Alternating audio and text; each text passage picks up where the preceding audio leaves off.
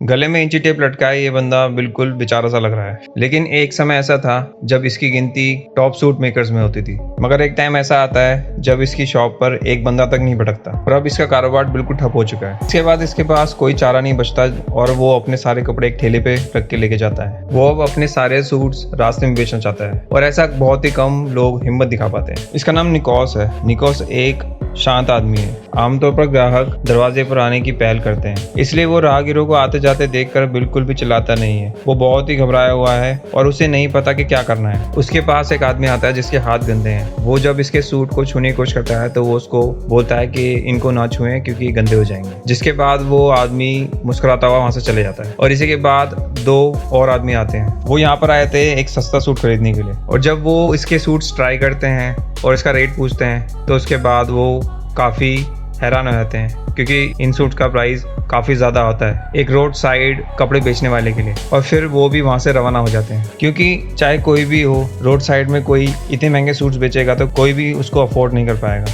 क्योंकि वहाँ पर वैसे ही कस्टमर आते हैं जो कि सस्ती चीज़ें खरीदना चाहते हैं। तो उसके बाद वो अपने घर की तरफ निकलता है अपना ठेला लेके और यहीं रास्ते में एक औरत की नज़र उस पर पड़ती है जो कि उसको बोलती है कि उसको उसकी बेटी की शादी के लिए एक ड्रेस बनवानी है। मगर निकोस तो सिर्फ आदमियों के ही सूट्स बनाता था। अब क्या करें, नाकोस सोच में पड़ जाता है और फिर उसके ड्रेस बनाने के लिए हाँ कर देता है और इसके बाद ही वो अपनी लाइफ की सबसे पहली एक लेडी ड्रेस बनाता है। पूरे 3 दिन बाद वो ये ड्रेस बना लेता है और उसके बाद उसकी वहाँ पर वाइफ आती है जो कि नोटिस करती है इस ड्रेस को और उसको देख के काफी खुश रहती है और निकोस को बोलती है कि तुमको इसी चीज का बिजनेस शुरू कर लेना चाहिए। और अब वो ऐसा ही करता है। वो अब घर घर जाकर सस्ते मेटेरियल से बने हुए औरतों के कपड़े बनाता है और जब वो वेडिंग ड्रेस उस लेडी घर पे लेके जाता है और उसकी डॉटर को ट्राई करवाता है तो उसको वो बहुत ज्यादा पसंद आ जाती है। अब उसने अमीर होने का एक और तरीका खोज लिया जो कि अब लेडीज के कपड़े सिलने का है और उसने ये सीख लिया है एक शादी की ड्रेस बनाने के लिए $100 और खाली समय में नॉर्मल ड्रेस सिलने के लिए $10 कमाए जा सकते हैं। लेकिन इस चीज को देखकर उसके पिता उससे बहुत ज्यादा गुस्सा होते हैं। जहाँ नीकू से उसके पिता बोलते हैं कि हमारे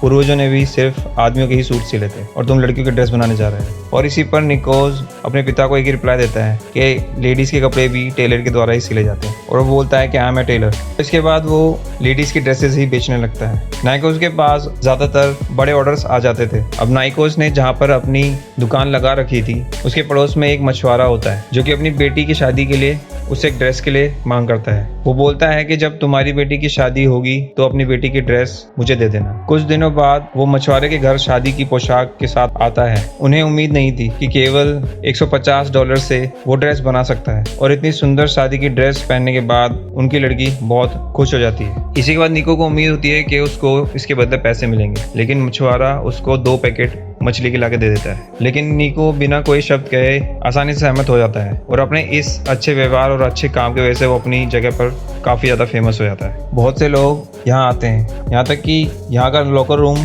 खुली हवा में डिज़ाइन किया गया है और ये हर तरह के ग्राहकों को प्रभावित नहीं करता। निको के पिता निको की शॉप पर आते हैं, उसके कपड़े चेक करते हैं और इसके काम की भी तारीफ करते हैं। आखिरकार निकोस का इस काम में एक नाम मशहूर हो जाता है। फिर निको अपने लिए एक छोटा सा ट्रक खरीद लेता है जो कि उसकी पहली बड़ी कमाई से था। इस ट्रक को वो कपड़े बेचने की दुकान बना लेता है। अब उसको किसी ठेले को ढकेलने की जरूरत नहीं पड़ेगी। ये कहानी हमें बताती है कि समय लगातार प्रगति कर रहा है। उसी तरह से जिस तरह से कुछ सोच बनी हुई है उससे हटके कुछ नए आइडियाज निकालो और नए मौके को तलाश करो, बिना हारे बिना रुके। Thank you for watching.